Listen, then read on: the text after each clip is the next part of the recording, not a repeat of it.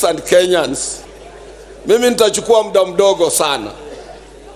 Kwa ajili mkikumbuka vizuri, wakati wa Labor Day ya mwaka wa 2017 nilisema pale Uhuru Park ya kwamba wakati umefika, we need to revisit katiba yetu ya 2010. Walipokuwa wanatengeneza hiyo katiba walisema ya kwamba 80% ilikuwa sawa na 20% haikukuwa sawa. Nikasema ni lazima tuangalie.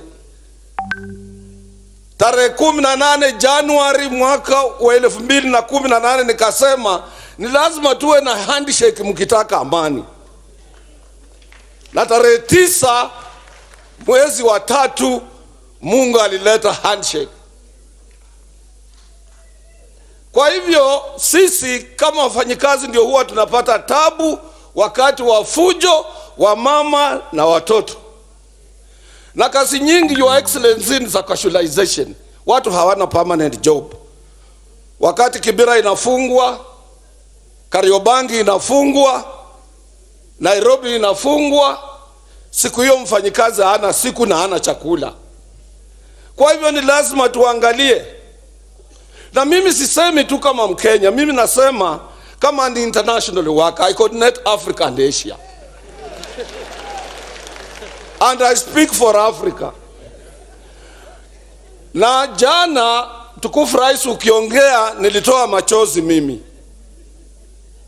You spoke from your heart. Kutoka kwa roho yako. Na ukasema ni lazima tuwe waaminifu. Ni lazima tuongee kama Wakenya.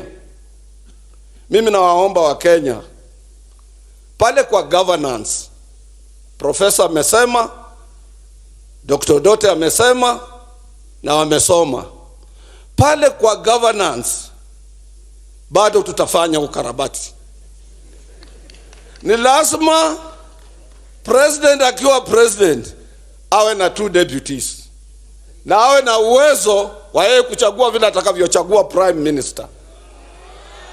Tutaendelea hivyo. Pale kwa prime minister tuwe na assistant to prime ministers. Mimi naambia hivyo kwa ajili nchi zote za ulimwengu zilizoendelea kwenda Asia wameangalia governance ya kwamba baada ya election uwezo uweko kwa wale ambao hawakupata nafasi wanapata nafasi, ili wananchi wa move towards one line. Asante sana kwa